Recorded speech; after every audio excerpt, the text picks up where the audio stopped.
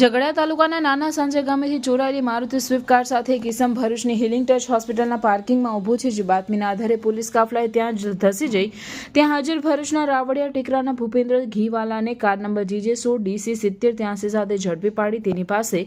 આરટીઓને લગતા દસ્તાવેજો તથા 4 વ્હીલ કારનો કબજો ધારણ કરવા બાબતે પૂછતા કંઈ રજૂ કરી શકેલ નહીં. તેની પાસેની કારને શંકાસ્પદ ગણી તેને ભરૂચ LCB કચેરી ખાતે લાવી પૂછપરછ હાથ ધરતા તેણે કેફિયત આપેલ કે આ ગાડી તેની 4 મહિના અગાઉ હળદરવા ગામના મૂળ વાહન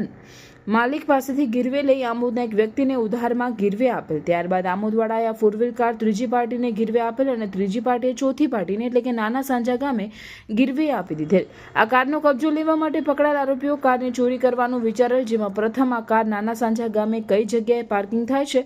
ગામમાંથી કાર કેવી રીતે બહાર નીકળી શકાય તે વગેરે રેકી કરવા આરોપી ભૂપેન્દ્ર સાંજના એક્ટિવા લઈ નાના સાંજા ગયેલ અને તે જ રીતે રાત્રિએ મારુતિ સ્વિફ્ટ 4 વ્હીલને ચોરી લઈ